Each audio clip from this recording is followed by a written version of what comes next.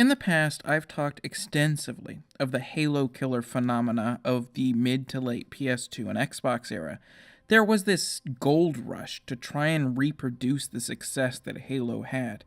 It's difficult to fathom at this point, with the shooter being so ubiquitous on modern consoles, but there weren't many shooters that had been done well before Halo. Games like GoldenEye were the exception, not the rule. Halo really did spur on a game design revolution that helped bring shooters to a much larger market than before.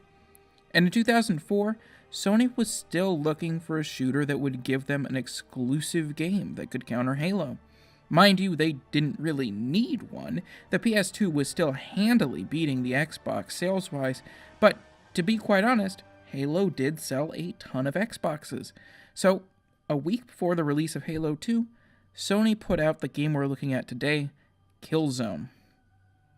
Like so many of the Halo killers of the era, it's immediately clear that Killzone doesn't necessarily understand why Halo is popular. Halo is great because it's a bunch of extremely varied enemy encounters with a wide variety of different enemies in a wide variety of locales.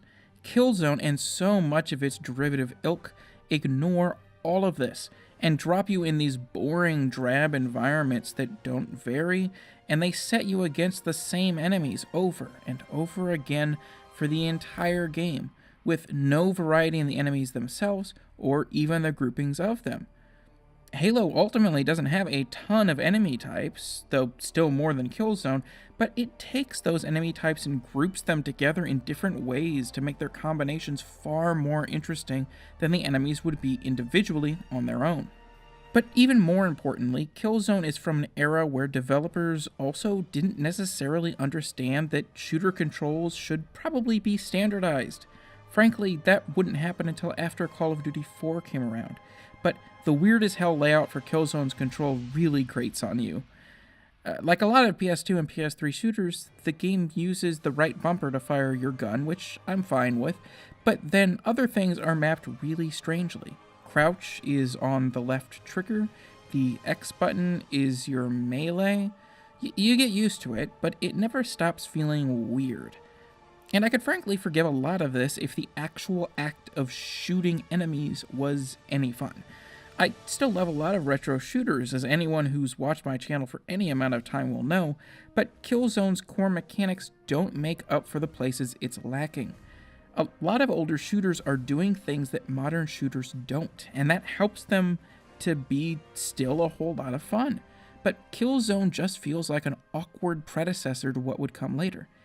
In fact, what I love most about a lot of older shooters is the speed at which the gameplay moves. And if anything, Killzone is actually slower than modern shooters are.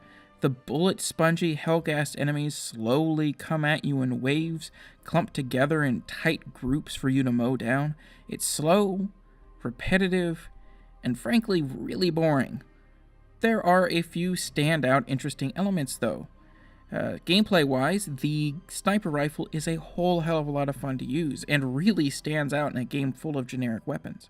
And the world has a little bit to promise in its setting, though that may just be rose-tinted glasses knowing what happens in Killzone 2 and 3.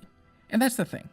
While I don't particularly believe the first Killzone is worth going back to, the developers were clearly able to expand on the foundation it laid out, and make 2 games to follow it up that were, at least at the time, really well received.